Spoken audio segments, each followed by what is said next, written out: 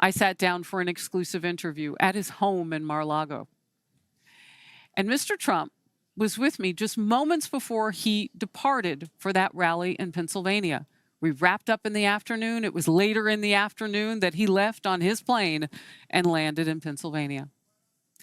An extended interview, a host of issues, including his much anticipated vice presidential announcement. He told me, and our own Brett Baer, he will do that today.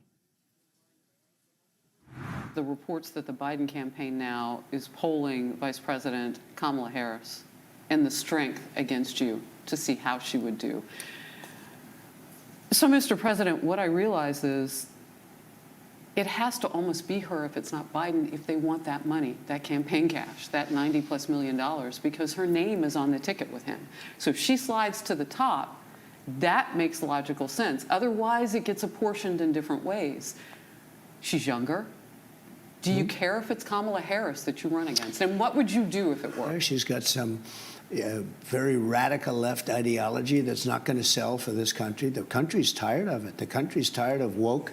The country's tired of all of these crazy things, open borders. Who wants open borders? Who wants men to be allowed to play in women's sports and set records that would never even have been thought of? This is not fair. This is so demeaning to women. Who wants this? It's not even competition. Who wants this to happen? How can you have an ideology? You know, I bring that up because it always gets big applause at the rally, right? And the rallies get, because it's so basic. Men playing in women's sports. We are not going to allow it. And it gets a big hand, but it's like open borders. Who wants open borders where criminals are pouring into our country? She never went to the border. She says she did once, but she went to a part of the border that you and I would like to go to vacation, okay? She was given the responsibility of the border. I have Tom Homan lined up. We have the greatest people. We're going to close our border. We're going to have people come into our country, but they're going to come in legally. Now, you said day one you would do that. Day one. I caught you on Instagram. My team printed this out for me, and here's your Instagram. Joe should immediately take a cognitive test, and I will go with him. Yeah. And take one also. For the first time, we'll be a team and do it for the good of the country. And from now on, all presidential candidates should be mandated to take a cognitive test and an aptitude test, regardless of their age. Do you mean that? I've done 2 of them. And by the way, they're not the easiest tests, okay? I guarantee you, Joe is going to have a hard time once you get past about the first 10% of the test. I aced it. Twice I aced it. But you know what? If I didn't, or if I didn't do well, I'd want to know about it for myself. And you have an obligation to the people. You're representing 350 million people. So you could have somebody that has serious brain damage or somebody that's got some problems. I think it's a good thing even for that person to know about it. No, I said I'd like to go take a test, take a good, solid, strong test, go with Joe. I'll go with him. Same doctor, same everything. Take the test. I want to get into something that has become a critical point for the Biden administration and the Biden campaign against you. This is a headline that the campaign put out. Trump's Project 2025 is a deliberate attack on Black lives and Black livelihood, and it talks about the cost of things and what it says 2025's project would be.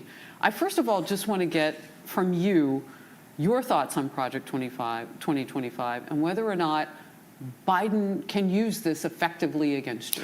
I don't think he'll be able to. Look, first of all, I have no idea what it is. It's a group of extremely conservative people got together and wrote up a wish list of things, many of which I disagree with entirely. They're too severe, like on abortion, as an example. They have a strong view of abortion. Well, from what I've heard, it's not too far, way too far. They've gone really too far. I wanted to get abortion. I did a great job. But getting rid of Roe v. Wade, I was able to get it back into the states. And now I've given it back to the people. The people are voting. And frankly, the people are voting in many cases quite liberally. You look at Ohio, look at what happened in Ohio, look at what happened in Kansas. They can vote the way they want. It's not a federal issue. It'll never be a federal issue again. Your vice presidential pick, are you close? I'm very close. I mean, I'm very close. Does it matter if it's Joe Biden, Kamala Harris, or someone else on the Democratic ticket in terms of it's a woman, it's a person of color, any of those types of issues? Does it matter who you choose as your VP? You have people that are very smart people. They say it does. I say it doesn't. They say, oh, it depends on what's going to happen, who you're going to pick. I don't think so. You're going to pick a great person, you're going to run. The other thing I've noticed, if you look, I don't want to belittle it because it's a very important position, especially if something bad should happen, but that's the most important, if something bad should happen. There was one time, as students of this, you and I are, Lyndon Johnson helped a lot with Illinois, but that was a different kind of a help. He was a wheeler dealer. I don't think it matters who I'm running against. I'm running against, more than Biden, I'm running against bad policies of the radical left.